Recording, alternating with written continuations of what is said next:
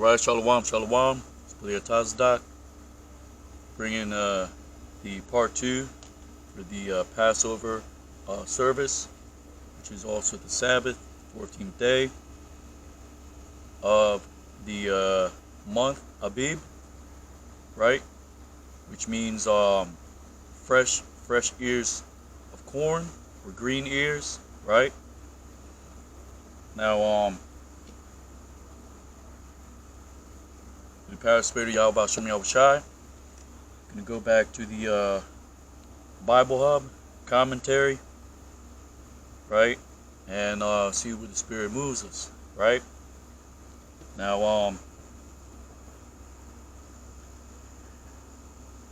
let's see if I can get something here for you.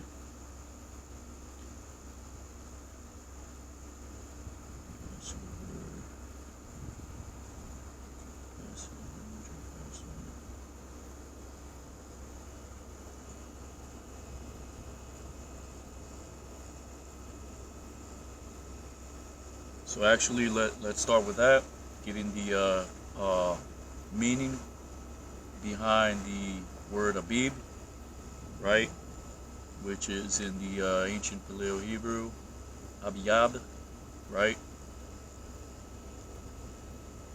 Now some say Abiyaba, but the ba at the end with the ha, that's actually a feminine form, right. So when you say David, that means uncle. That means David. When you say Dawada, that means aunt or aunt, right? So the ha at the end makes it feminine, right? So let's get that first. Abib.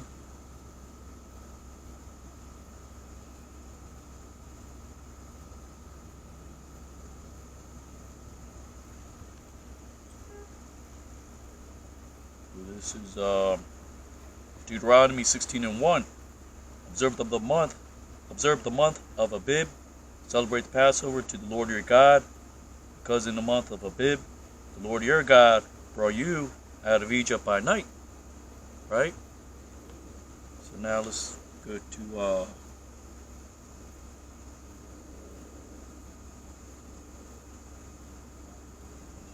we also use the blue letter, right?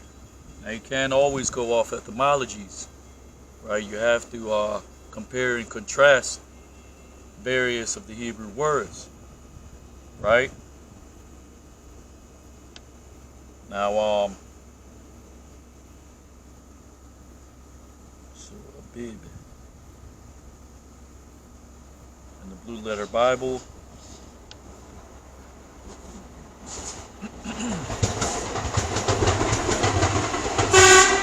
Abiyab, right? An ear of corn, a green ear, right? Now we're going to show the concordance results, right? Is that Exodus 9, and we're going to analyze the text. This is what it's about, analyzing the text, as well as making cross references, right?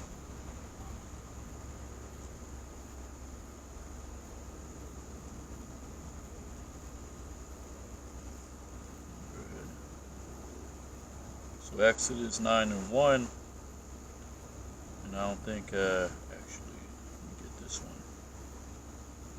In Leviticus, right? We're going to make comparisons. Leviticus 2:14. And if thou offer a meat offering of thy first fruits unto Yahweh, thou shalt offer for the meat offering of thy first fruits green ears of corn, dried by the fire, even corn beaten out of full ears, right? So that says, in the Hebrew, that's wa'am, Quariyab, right?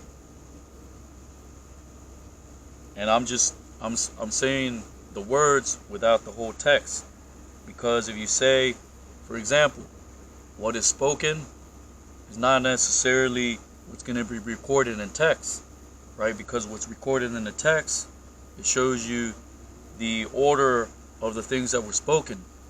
But in live, in person, you're not going to pronounce every single word in Hebrew, if that makes sense, right? Because these are, you got to remember, these are accounts. These are written accounts, right? Which goes into the Hebrew sapar. Sapar meaning to describe, right? Or inscribe, meaning you're writing down you're recording something. A recording literally means scribe as well, right?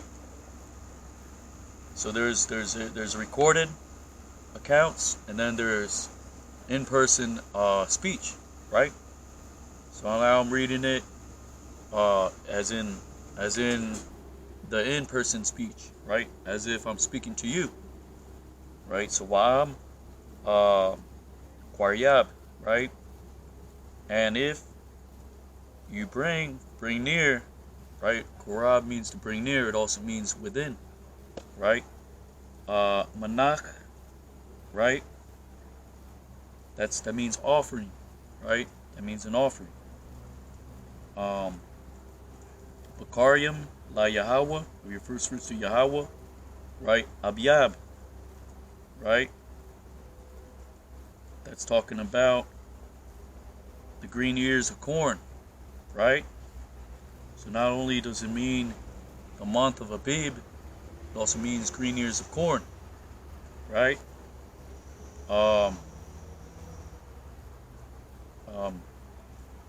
Qualaya, right? Which means what is it? Dried, right?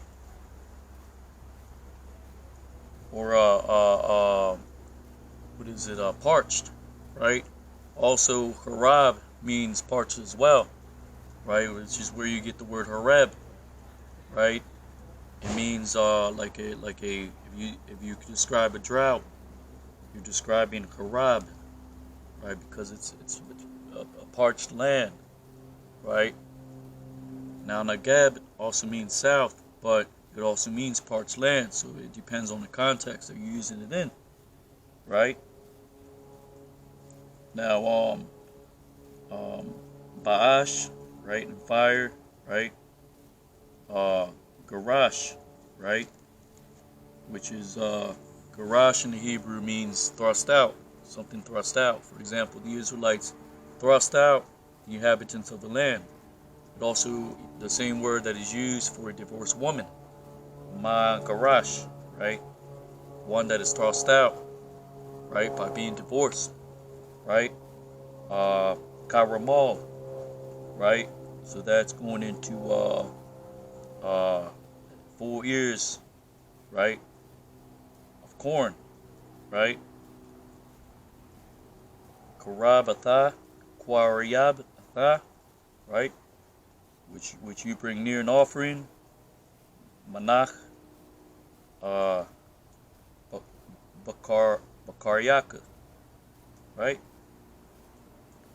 Or Bakaraka, right? So let's analyze Abyab a little bit more, and then we'll move on to the next point.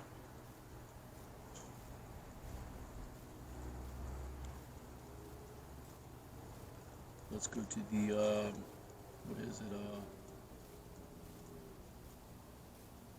The collective interpretation of it. Fresh, young ears, a barley, growing green, right?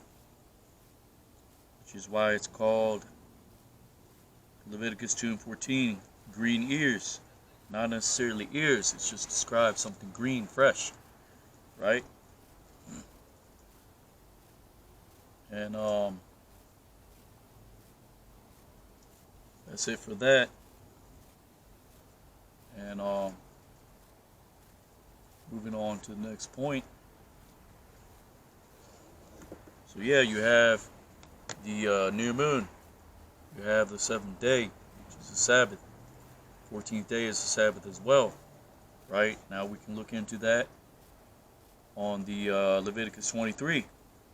We'll discuss the parallels of the certain specific dates that were mentioned, right, for these certain high holy days, right? So you have the Passover, which is what? On the 14th day, right? Then you have the offering by fire, like it says in Leviticus 23:8, for 7 days. 7 days, a holy convocation, right? It's not 8 days, 5, 4, 6, 7 days. Why? Because it's going to land on the Sabbath, holy convocation, right?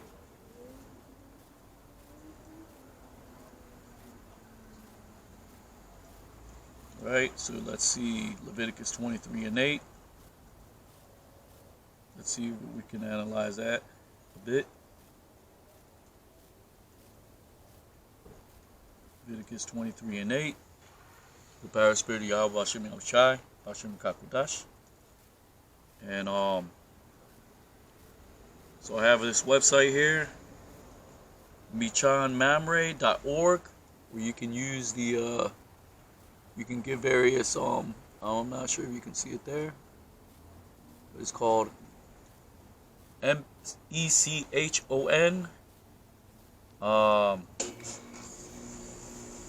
dash Mamre MAMRE.org, right? You can get the Hebrew text,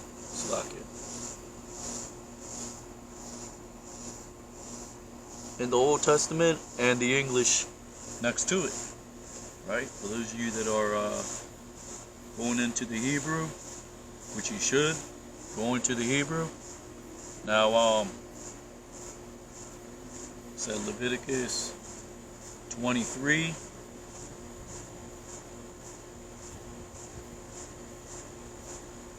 It says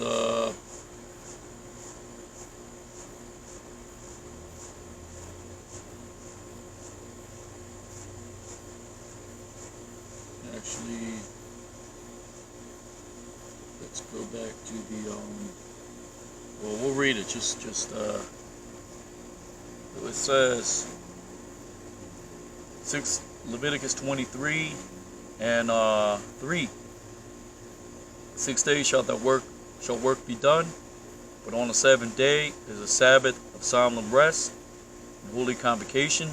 And actually, we'll start at verse 1, right? Because we're here to edify the people, right? This isn't just about drinking yan, right? And making a show, or being flashy, right? Like the apostles say, right? This isn't about. This is a serious assembly. This is a serious high holy day, right? This isn't about being out with the what do you call it? Being out in clubs. This is a solemn. This is a serious high holy day, right? Leviticus 23 and verse 1. Wayadabar Yahweh al Mashah la Amar, right? And he spoke Yahweh to Moses to say, Dabar al Benaiah Yahsharala Amar Alaham, right? Say to them, Mawadaya, right? My appointed times, the appointed times, right? Mawad, meaning an appointed time. The Yah makes it plural. Appointed times of Yahweh. Ashar Takwara, right? Which you will proclaim. Atham, right? Proclaim to them, right?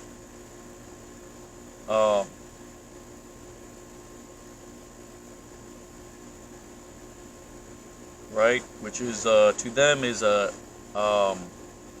alham, right? Atham is meaning to you, right? Those that are keeping the law, statutes, and commandments, right? Makoraya Quadash, right? Holy convocations. Alaham, right? these are them, the appointed times, Mawadaya, right? 6 days, Leviticus 23:3, 6 days shall work be done, but on the 7th day is the Sabbath of solemn rest and holy convocation, right? Which is going into the Sabbath, right? Ye shall do no manner of work. It is a Sabbath unto the Lord in all your dwellings, right? In Hebrew, that's Shash, 6, Yamayim, right? Taisha.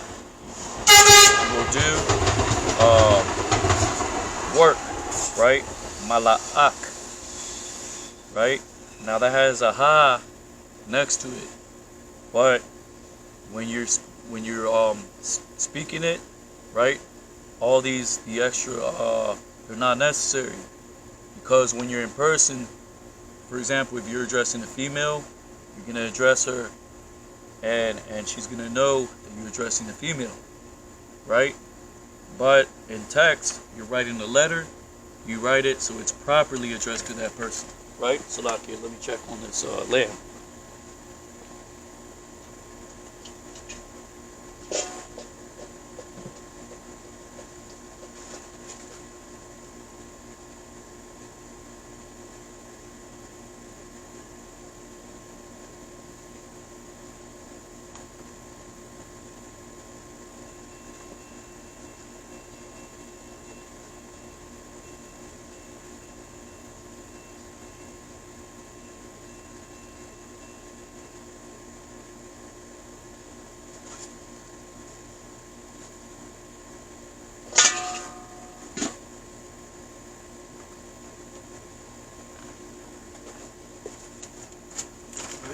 Got the lamb, right? Needs a little bit more. Can't really tell here, but take this one. Actually, it's just clear.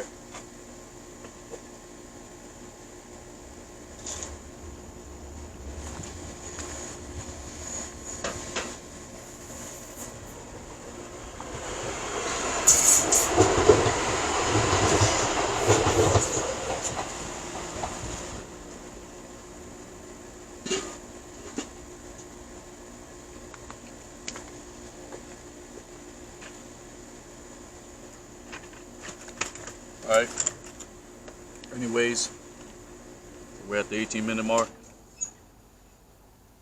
says 6 days shall work be done, but on 7 days, Sabbath, solemn rest, holy convocation, you shall do no manner of work. Right, Malakah, right, which is also, by interpretation, it's talking about labor, work, right? Toil is you have different Hebrew words for that, but in general, right, it's talking about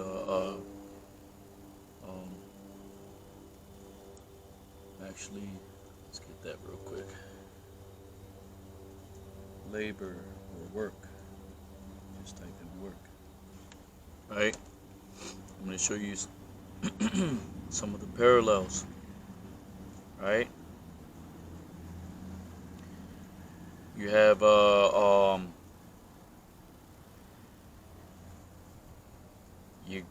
Yagayai, right?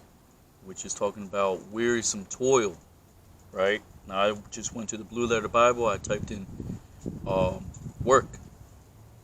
But I'm showing you by my studies the parallels that I have found, right? Because you read about that in the curses, right? That's the word used for toil. You know, it's addressing wearisome toil, right?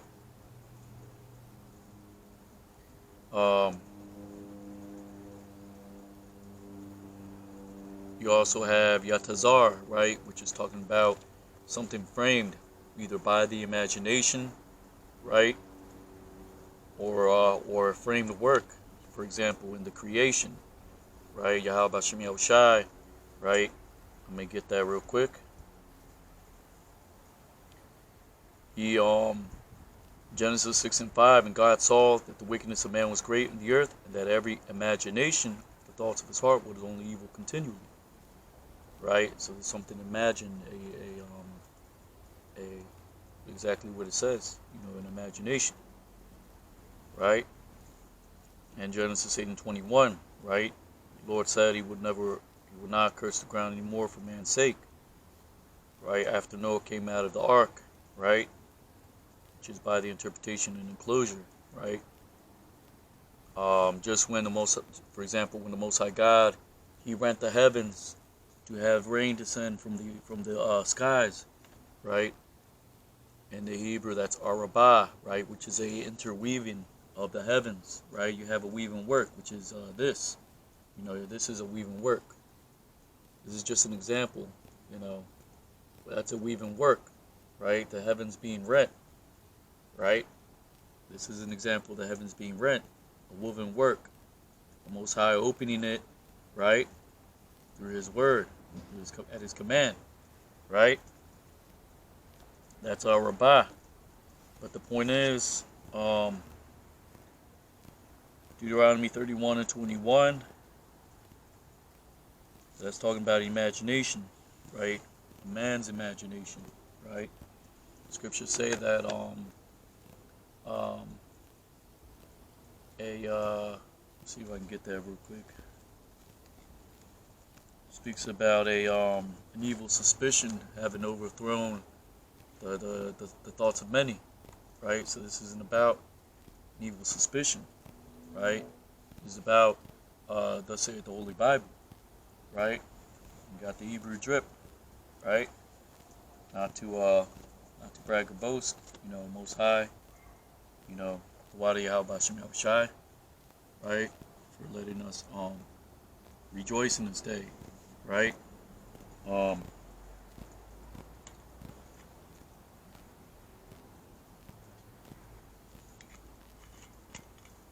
And for those that want to scoff, the scriptures say to drink wine. So it's not about what I think, it's about what the scriptures say, right? Now I'm not going to get that in Iraq. You can look it up for yourself. But going back to the word work, right? Here's a point that I want to make, right? We're at the 22-minute mark. And so you have another word for work, which is so let's address malakah, right? Properly service, right? Pertaining to property, wealth, right? Now, there's a precept I want to get. It's in Genesis, right?